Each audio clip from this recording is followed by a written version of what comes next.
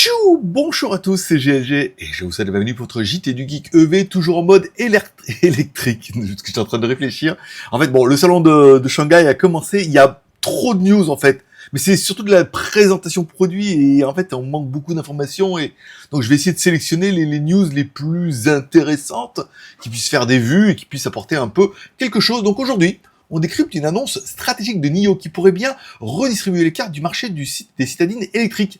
Voici la Firefly EV, la nouvelle citadine de NIO, dévoilée au salon de Shanghai 2025. Mais avant de commencer, n'oubliez pas de vous abonner et de cliquer sur la cloche pour ne louper aucune de mes vidéos. Une nouvelle stratégie de distribution pour NIO, car la news elle est un peu là. Contrairement à la stratégie 100% vente directe avec ses NIO House, la marque change de cap avec Firefly. Le PDG William Li annonce un modèle de distribution hybride. On aura donc de la vente directe dans les pays où NIO est déjà présent, comme l'Allemagne, la Norvège ou les Pays-Bas, et en partenariat avec des revendeurs locaux pour une importation plus rapide ailleurs. 16 pays sont concernés en 2025, dont le Portugal, la Belgique, l'Autriche, la Pologne, Singapour, la Nouvelle-Zélande, la Colombie ou encore les Émirats Unis. Voilà, c'est une véritable offensive internationale. Alors, on me dirait, mais la France, c'est pas dans ma liste. Voilà, pas pour le moment. Après, là, on sait que en France, tout est plus compliqué pour faire les mêmes choses qu'ailleurs. Bon, en même temps, en France, on aura noté Portugal, Belgique.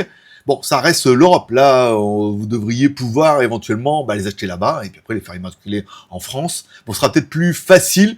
L'Allemagne, encore une fois, voilà, il y a des pays qui sont proches de vous. Si c'est distribué là-bas, pour l'instant, il y a de l'espoir. Firefly EV, petite taille mais grandes ambitions, car la Firefly est la citadine électrique compacte parfaitement calibrée pour le centre-ville européen, et surtout au niveau technique, on retrouve un moteur de 105 kW, 141 chevaux, avec traction avant, batterie de 42,1 kWh, autonomie 420 km en cycle CLTC, un 0 à 100 en 8 secondes 2 et une compatibilité avec le système de swap de batterie NIO. Mais attention, les stations swap pour ce modèle n'arriveront qu'après la 5e génération, donc du coup en 2026. Un prix qui casse les codes car la Firefly Zizai est affichée à 119 800 yuan en Chine, soit si on prend le taux de conversion à 16 700 € hors taxe. C'est un tarif ultra compétitif pour les prestations offertes.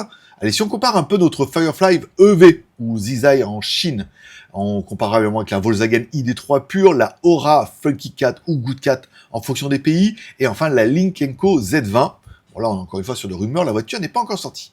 Avec ses 420 km d'autonomie, un look fun et une compatibilité avec les swaps de batterie NIO, la Firefly pourrait bien devenir le choix malin pour les citadins européens. En conclusion, avec la Firefly EV, NIO casse les codes, design moderne, autonomie solide, prix très compétitif et stratégie de déploiement hybride inédite. Et vous, est-ce que cette Firefly pourrait être votre première voiture électrique? Ou trop cheap pour du NIO? Dites-moi ça directement dans les commentaires. Merci de laisser un like ou un dislike car tous les pouces sont permis. Un commentaire bien évidemment et de vous abonner et de cliquer sur la cloche si ce n'est pas encore fait.